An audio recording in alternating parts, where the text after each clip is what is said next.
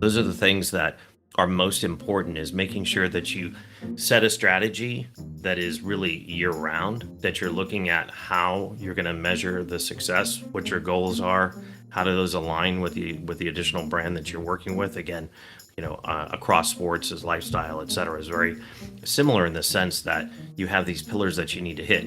Strategy side, what are you looking to accomplish? What are you going to measure? And then how are you going to utilize that data going forward?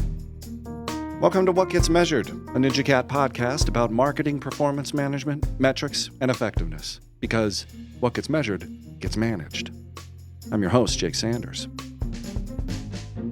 Ondar Tarlow is a marketing strategist with over 20 years of experience using data-driven insights and creative storytelling to drive brand growth. As a former CMO in the financial sector, he led award-winning campaigns generating over $1.7 billion in product volume. Now a consultant for motorsports, financial, and lifestyle brands, Ondar specializes in AI-powered marketing, leveraging propensity models and generative AI to boost performance and streamline production.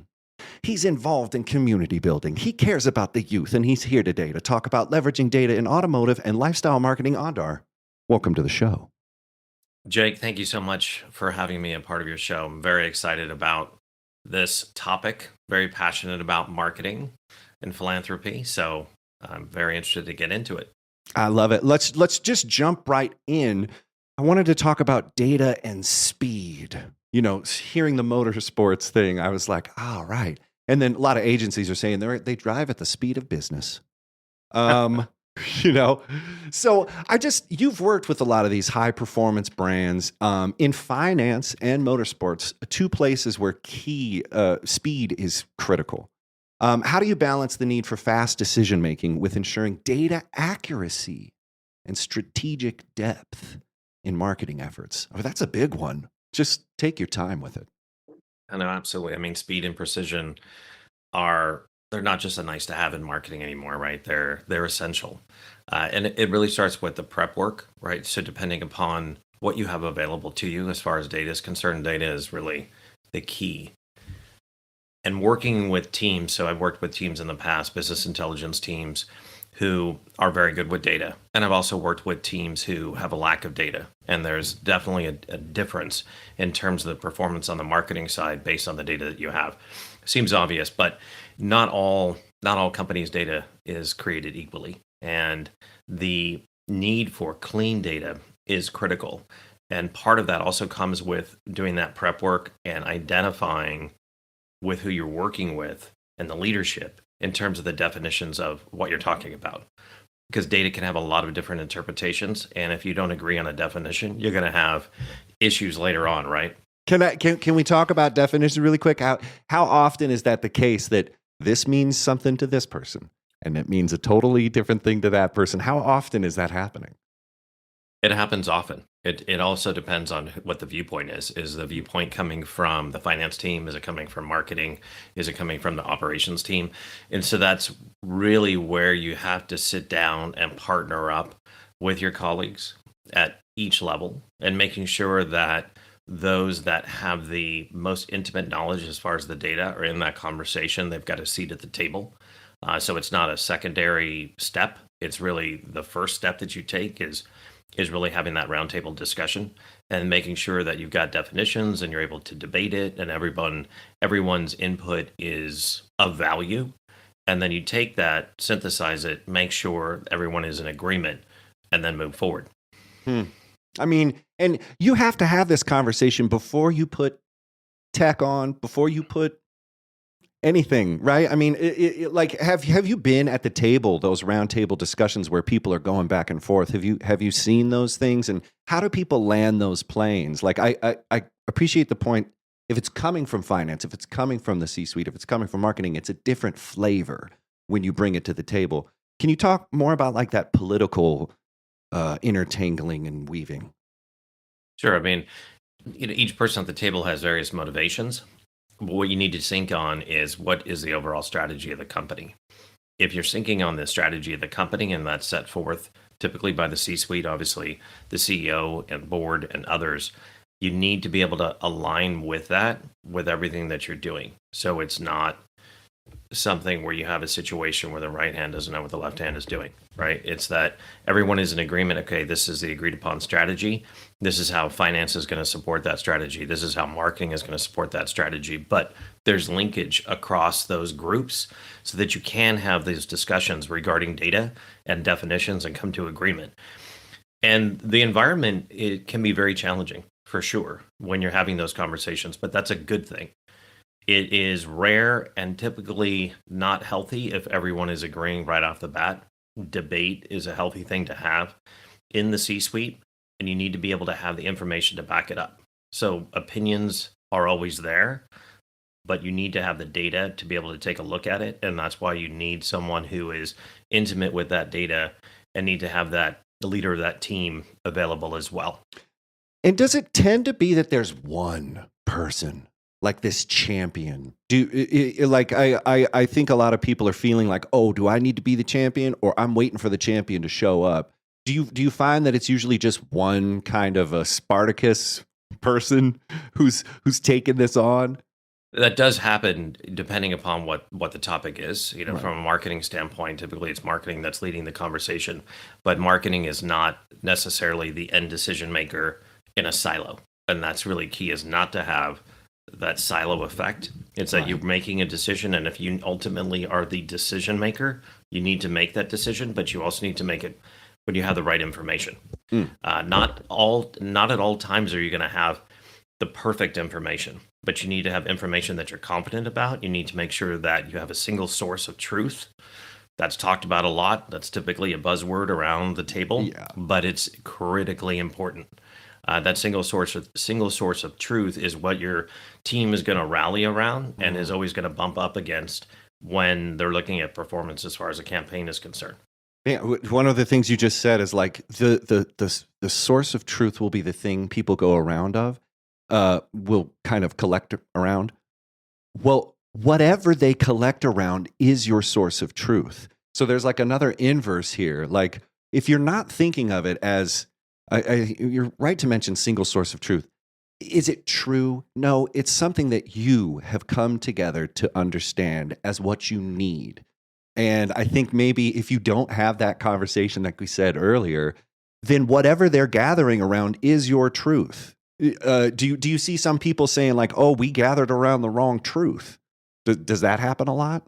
It does happen for sure. And you have to have eyes wide open to that. That sometimes you need to take another look at exactly the data that you had at one point and the data that you have at another point.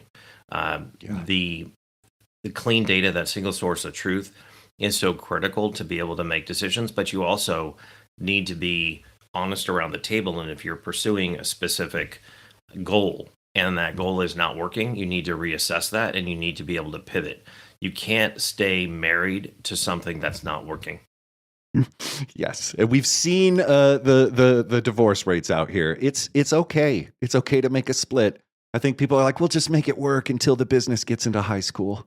So one of the things you said that you mentioned in your bio is that you've used AI. I think this is a good point. Data, speed, together, break the silos up, bring that thing under one source of truth, have talks about it.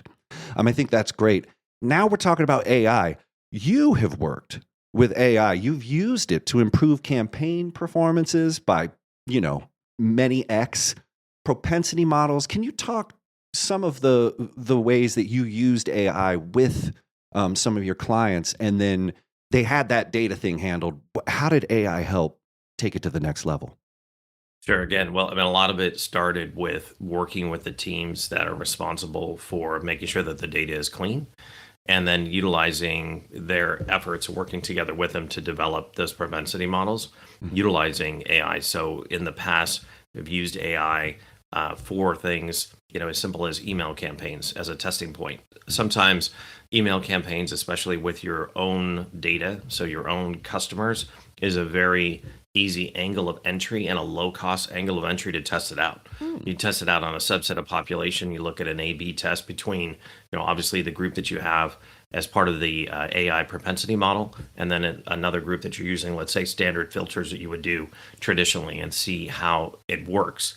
And what the teams that I worked with saw over the period of about 3 years is a definite increase in open rates. Open rates increasing anywhere from 10 to 20% versus the average, as well as click to open rates increasing roughly 3 to 4x in many cases. And then that's just, of course, part of the puzzle. And then linking that all the way, from cradle to grave to what we were able to do as far as new membership or deepening member relationships in this case. And we see definitely a connection point by being able to utilize those models and having more success from a marketing standpoint. And you just said cradle to grave, which I thought was like dark, but also hello. Let's talk about life cycles. Let's talk about how long these things take to measure, to understand. What you just said was you were using a way that you could measure the performance and the increases over years. How did you set that measurement framework up? That was the way it was set up. I'm just wondering, a lot of people are wondering, how can I might be using AI, but I might not be able to tell you how much money it's saving us or what the ROI is, like how do you set that up for these types of campaigns? Absolutely. I mean, you have to start with a plan. You can't go about this kind of in a hope format, right? It's a plan that you're establishing ahead of time. You're looking at what are your success metrics going to be? What are you looking to accomplish? And then also, of course, as we talked about earlier, is how does that align and match with the strategy overall? Mm. You set those performance metrics up early in terms of what do we need to achieve, let's say in the first 30 days, 90 days, and going forward. Typically, in the types of campaigns that I've run in the past with really great teams, we're usually looking at 90 days before we're seeing some real data. We can see some leading indicators before that, like we talked about, some open rates, click to open rates, et cetera, which are great for that early identification if this is looking like something that's going to work.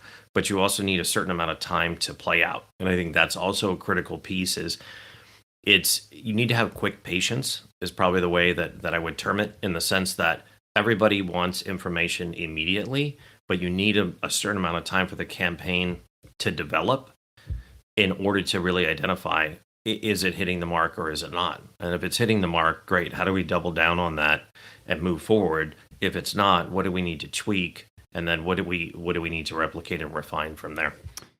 So you just said, well, you just gave me good advice. You just gave everybody good advice. You're welcome, everyone. Ondar just told you how to do this.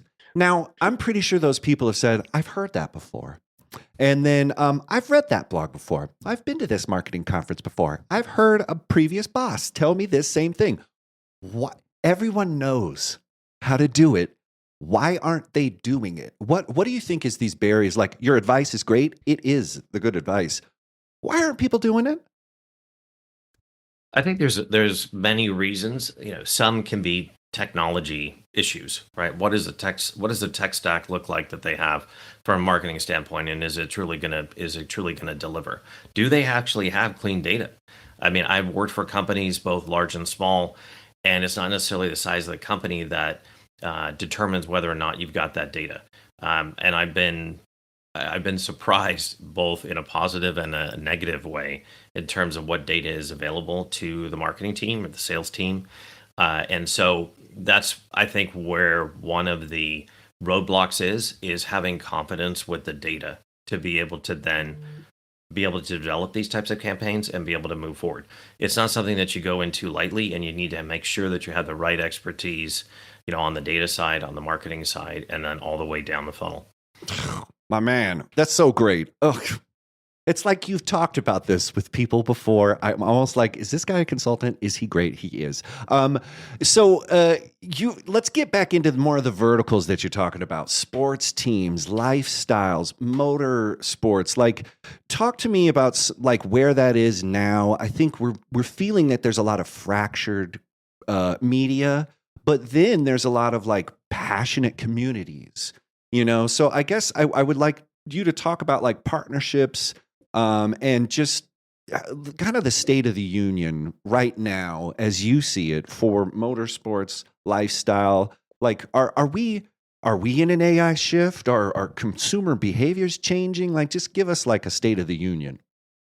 Yeah, so let's talk a little bit about brand integrations, working with partners, right? Mm, So let's say it's a partner on the sporting side. So totally. NFL partner, NHL partner, Mm, motorsports partner. A lot of times when you're working to integrate your brand, right, and benefit from that sponsorship, that hmm partnership hmm that you're integrating with, oftentimes folks make the mistake of looking at it as a season, meaning there's an NFL season, right? Right. And so we have these specific assets that are part of this brand integration, and they're going to roll out during the season, and then we're going to measure it. So you're really not leveraging the full extent of what you have if you're looking at it on a season basis. You have to look at it on a year-round basis, and you really need to identify what are the levers that you can really use, beyond just having your logo here or there, is really how are you integrating and what type of data can you take a look at. You have a lot of teams, venues, leagues who have an incredible amount of data. And then, as I was mentioning before with companies, then you have some that really lack that, or really going to give you more of a cookie cutter approach. When you're looking at it, you got to look at it eyes wide open, starting from exactly, again, I'll say this many times, is what is the strategy of your company, and then how are you looking to leverage these additional brands that you're working with to benefit that strategy, and how can you measure it?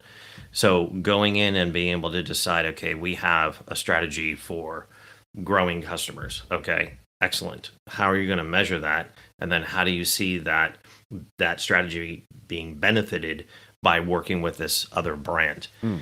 Identifying what those success metrics and what type of data that you can get from the other brand as well, because you may not have access to all that data. In many cases, you don't. You have data on your side, but there could be a gap, and you need to be able to fill that gap with data from partners as well. So those are the things that are most important, is making sure that you set a strategy that is really year round, that you're looking at how you're going to measure the success, what your goals are, how do those align with the additional brand that you're working with. Again, across sports, as lifestyle, et cetera, is very similar in the sense that you have these pillars that you need to hit. Strategy side, what are you looking to accomplish? What are you going to measure? And then how are you going to utilize that data going forward? Beautiful. I've heard friends with somebody who was working for an NFL team, and the way they were approaching they were working for the NFL team. They were proactively helping the sponsors and partners find ways to integrate with the data. Like it was really kind of elevated. Can you give me some examples of like a client you've seen that's worked with a brand, or some kind of lifestyle? Sure. Yeah, I mean, in my past, I've worked with some very good teams that were able to deliver a lot of data. But I've Mm. also seen it on the flip side, where you have it could be a very, very successful, team or league, but they lack the data because they're really Mm. relying on the popularity of their brand. They're Mm. not actually able to deliver the data Hmm. that's really going to help the client. So uh, in this role, I would be the client, right? And that's where you kind of get more of that cookie cutter approach, as opposed to really teaming up and seeing what type of data they have and what are they actually going to make available to you.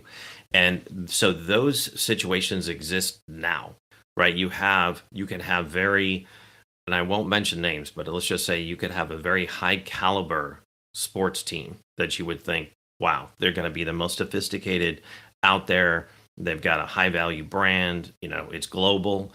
And then you go in and talk to them about what they're able to deliver, based on the investment that your brand is making. And it's very little. And then on the flip side, you could look at a team that might be a little bit less popular, Sure. but Minor they league. have, yeah, but they have the integration that you need. They have the fan base that you need, and they have the data that you're looking for as well. And so it's interesting because it's not necessarily always based on the popularity or the level of the brand within that specific league. It oftentimes can be just the way that the organization is run. I mean, the organizations in the NFL, each team is run a little bit differently. Right. Yeah. And obviously they've got the mothership, so to speak, in the NFL, but they're also, working independently as a team. And depending upon the sophistication of those running that team, on the business side, can give and deliver much different success or lack thereof for a brand. That is wild. So two things come to mind. Here locally, you got a lot of law firms. Maybe they sponsor, the popular team. Wait, you have law firms? Are they advertising on billboards, on Yeah. freeways, perhaps? Yeah, it's crazy. You should see it out here. Ondar, I was like, what is that? I heard a radio ad the other day, and I almost drove my car off a cliff because I was like, how can I track the clicks? No. I think they make it super cost prohibitive. I mean, if you want to sponsor one of these teams, it's like $1 million, and I'm thinking, well, I'm only going to measure it for a season. Like, I'm not going to do year round. I gave you $1 million, do you think some of the that's one part, the cost prohibitiveness maybe actually drives the way you're measuring it? One, two, a lot of people are putting all their money on digital, all these things. How are you getting people to see sponsorships, partnerships as something that's just as powerful, if not more of a local level upper? How do you? So one, it's really expensive. I'm not going to measure it because it's so expensive. And two, how do you get the digital folks interested in this other stuff?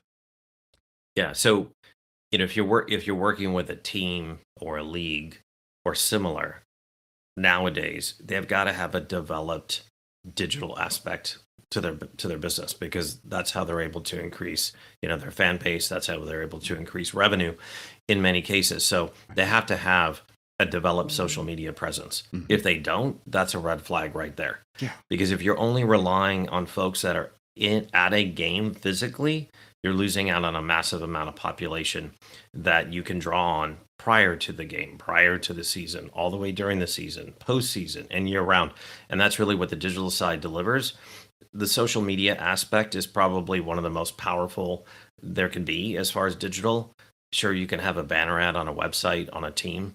Is that really going to deliver much, or is it more just supporting brand awareness? So I look at, first and foremost, is what is the sophistication of the team and their capabilities on the marketing side in order to drive an audience and awareness, and then what have they done in the past to integrate brands, and then what were they measuring? What are they able to deliver as far as success is concerned? Oftentimes, companies get very excited about partnering up, with various teams, whether it's NBA, NFL, Yeah. MLB, etc. And that's great. There should be excitement, there should be passion, but you need to take a step back and then also figure out what that strategy is and how you're going to be able to deliver it at the end of the day. Because it is a spend. It's a material spend. I mean, you could spend millions and millions of dollars on these types of sponsorships. And if it's just a sponsorship and you're not really integrating your brand, you're not going to come out on the side that you want. And you just mentioned again and again, and I love that you're being repetitive. He's telling you how to do it, folks. And so I mean, what if somebody's saying, I'm all in, I don't see partner. Yeah, you just gave me the answer. Here's what you need to do. Anyway, I'm like, oh, I don't need to ask him any follow-up questions. He's basically got it.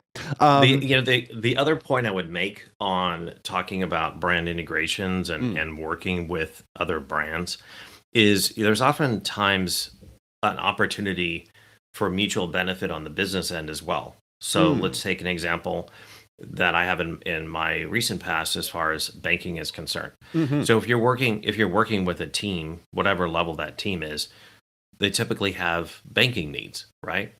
And if the approach is looking at it primarily from a sponsorship and a brand integration perspective, that can be effective. But if you can also approach it depending upon the level of investment that you have, to also say, well, how can we be customers and clients of each other? How can we support your needs in this example on the banking side, just like you're supporting our needs on the brand integration side? And so that's where sometimes the magic can happen And that's where you sometimes can develop a pretty strong ROI, is because it's not just looking from what you're able to achieve from a success metric standpoint on the brand integration end, but it's also what you're able to achieve on the business side. And that's really the perfect marriage. Oh is my God. mutual benefit. Just the symbiosis. I was like, oh my gosh. If you can switch really quickly from extraction to exchange, this will open up everything. I mean, all of your vendors, they're not vampires, you know, like, and all the like that's not a cost. That could be a source, you know. So this is so Exactly. beautiful. I love thinking about that, and it comes down to relationships. I think what people really want from all of this is relationships.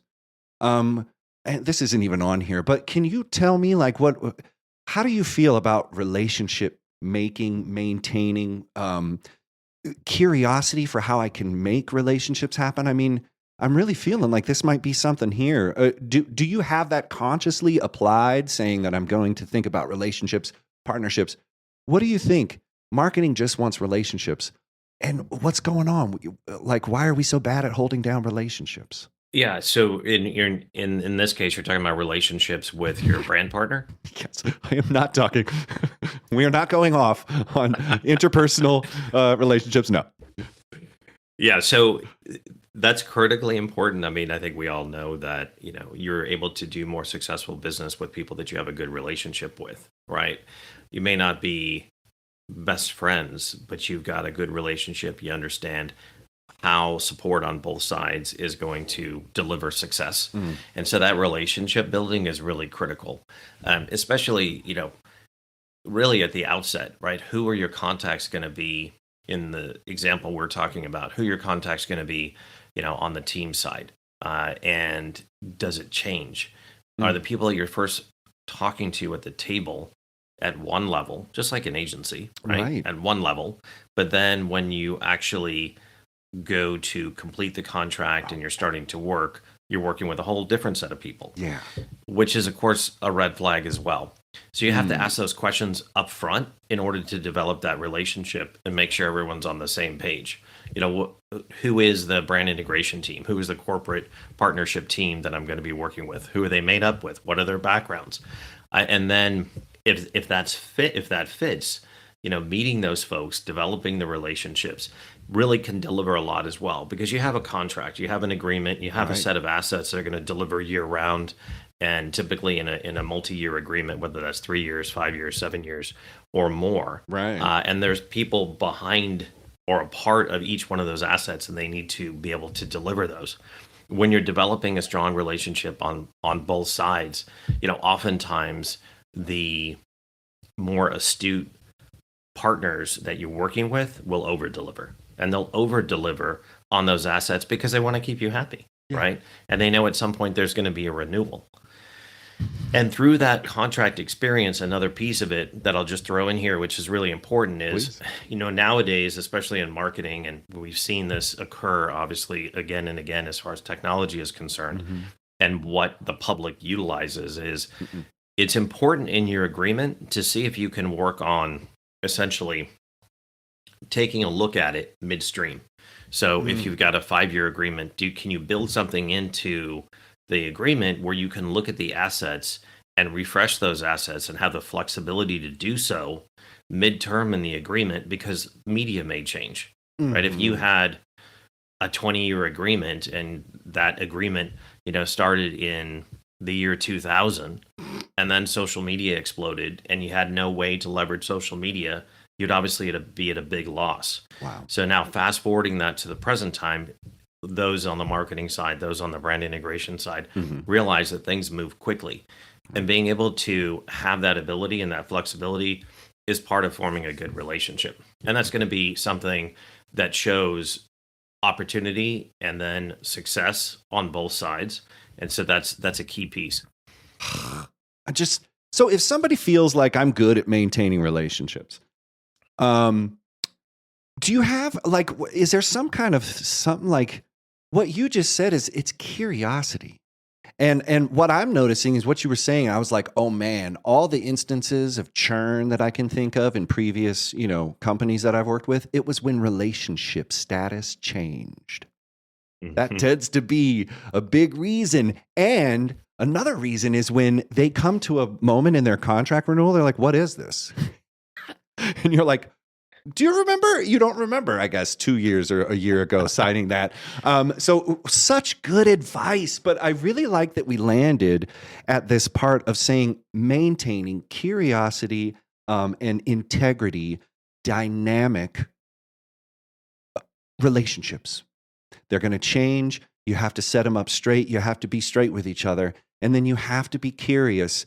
I just think if we all had a little bit of Ondar, we'd be able to get out of a lot of problems because we're focusing in on making connections with people. Let's land the plane. 2 more questions. AI is here. It's embedded. I wouldn't be shocked if your advice is just have the strategy first, but I'm not going to let you get out that easy. First party data everywhere. It's coming. It's from there. It's from the search. It's in the LLM. It's being cited. It's all these things. How do you see first party data evolving in this area? And what can brands be doing to sort of prepare for that chaos that's coming, like with their data strategies? Yeah, absolutely. I mean, it starts now, or it started before, right? Is making sure that you have access and understand the data that you have, and then how you can leverage it, and making sure that you're planning for the future on how you can distribute that data. So utilizing a powerful CRM is really critical, because you need to obviously need to have a place for that data and a place to access it in order to develop and measure campaigns, for success, right? You need to have that center point. So the CRM is critical in that, link in the chain. And so I can't push on this enough, is that you've got to have a team or an individual that is extremely experienced as far as data is concerned. And then also take a look at what is that backup to that person or that team as far as that data is concerned. And then taking a look, as we were talking about earlier, as far as definitions of the data, and then how you're going to leverage it going forward, because that first party data is so critical to success. It's not just having it, but how are you actually going to use it? And then, what is the plan going forward? Not just a one and done type of campaign, but how are you utilizing it now, throughout your strategy? Absolutely. And one point that I wanted to add on to that is have somebody who's knowledgeable about data, but then have somebody who's knowledgeable about that data, that specific data, because there are people that are spending their hours and days, and they know BS when they see it. They don't even need to think of it twice. And it might take someone who is maybe an outside expert. So it's like, bring them all in, get them in here. I love that Ondar's thing is just like light the fire, get the sticks out, get the marshmallows. We're going to make some s'mores, and then we're going to solve our data problems. Absolutely, Jake, and that's an excellent point too on the marketing side, because the marketing teams have a critical responsibility here. So if the data is embedded within the marketing team, and you have data scientists and whatnot on your team, that's great. If it's another team that you're working with, like a business intelligence team, that's great too. But you got to take responsibility on the marketing end as well. You need to have folks on the marketing side that are comfortable, confident with being able to look at data and being able to analyze it and being able to create campaigns, based on data that's available, or ask the right questions of the data team. And to your point earlier is, always be curious, always ask the questions, be able to reach out to colleagues within your company, as well as partners that you've been able to create through your network to figure out, what's working for them. Is there something that I can apply or I can test on my side that might be working for another? Leaning on not only the teams that you have internally, but then also teams externally as well. And these don't all have to be, large scale agencies. They can be teams or folks at companies that you're already working with. So, for instance, on the financial side. So if you have a banking platform, mobile as well as online banking platform, you're typically not building that in-house. Typically, you are working with a partner, and then those partners have a set of services that you can tie into, Mm. and they have data, not only data based on working with your company, but they also have data by working with other companies. And so what are they able to bring to the table? And that's across verticals, right? It doesn't matter if it's lifestyle, motorsports, financial services, whatever it is lean on the partners, right? Developing that relationship, but lean on the partners to be able to deliver the data that is needed, as well as insights that can help you, right? It's like anything. It takes a village to be successful. Don't feel that it's all on you. You have to be able to reach out to the partners that you have, both internally as well as externally, to be able to make it work. Oh man, and I would imagine that if you hit up Ondar on LinkedIn, he would talk to you. But we're gonna get your contact info. But I just wanted to say, just imagine you're hanging out, you're having a coffee, you look over, somebody's crying. It's a marketer, and they're just like weeping into their mochaccino. They're having problems with data. If you could just say, hey, I got a meeting real quick, but let me tell you one piece of advice really quick, crying marketer out there who's looking at their spreadsheets, blowing their nose into them. What's your one piece of advice? Just a little like gem. Data is about people. And so you need to be able to have alignment and work with people. And so if you're feeling frustrated or you're feeling that nothing is working, then talk to people. Talk to people that you can count on, internally, as well as those partnerships that you've built externally, to be able to come up with some ideas and some solutions that you can test. Right? You want to make sure that you are looking at it from, how do I solve this problem, as opposed to just being in the problem. Continue to look for the solution and reach out to as many people as you need to for that support. Gosh, I love that. That is so fantastic, and it shouldn't shock anybody. He's Ondar is working with youth partnership organizations, teaching kids, mentoring business leaders of the future. I mean, the way you're talking makes me feel like you can plant that tree, and the shade of the future generations are going to thank you, because they're going to be living off that. But connect with people. If people want to connect with you, Ondar, how can they do that online? Yeah, Jake, so appreciate that. So you can connect with me on LinkedIn, very active on LinkedIn. So Ondar Tarlow. My name is pretty unique, so it should be pretty easy to find me, as well as ondartarlow.com. And I can support your needs on the brand as well as growth side across verticals, whether that's financial services, lifestyle, motorsports, and more. Cheese or chocolate? Are you ready? I'm ready. Cheese or chocolate? Chocolate. Okay. Donuts or beignets? Donuts. Okay. All right. This man is confident. Okay. This is a silly one. Firm pillow or fluffy pillow? That's an easy one. Firm. I don't even know. I just want to wait until ask that somebody and they say fluffy pillow. I'm like, okay. And then their neck is all like this. Anyway, waffles or and why is that at like hotels when you travel? Is everything super soft? You'd like double up the pillows? Have you been there? I've been there. And you're like, I think this might. I'm not traveling without my. I guess I gotta get rich and famous, but then I'm gonna have a pillow person. There you go. Waffles or pancakes? Oh, that's a tough one because I like both. I'm gonna side on waffles. Is it? Do you want to just explain? You don't have to explain yourself at all to anybody, but do you want to? I would say waffles for the texture and just being a marketer aesthetically. I think waffles look more inviting. I need something with grids on it, is what Ondar's saying. I can't take this. What is that? Is that a circle? No. I'm going to agree with him. There are no right answers here, but Ondar's right in that one. Okay, two more. Eat a tostada or parallel park a supersized van? That's a great question. I've done both. So See? I Okay. would say eat a tostada. Because it's less upsetting, or Less risk of damage. less insurance claims to file. If I get the tostada wrong, I don't have to call Allstate. That's exactly You're in good right. hands. That's where the tostada ends. It's in your hand. Anyway, put beans on it first and it holds it. Okay, we'll talk later about tostada. Kind of cements it in. Yeah, that we'll have a whole episode about tostadas next. Okay, finally, Jimi Hendrix or Stevie Ray Vaughan? Jimi Hendrix.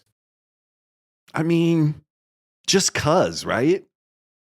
Jimi Hendrix. So this is a lot of music that when I was very young, I grew up with, that my parents would, play in the house. Or Yeah. this is going to date me a little bit, but they actually my dad had an 8-track player in his car. Yes. You can imagine that? Like Yes, this I can. My gigantic dad had tape. one too. Yeah. And so Jimi Hendrix is definitely what I heard more of. And what an amazing guitarist.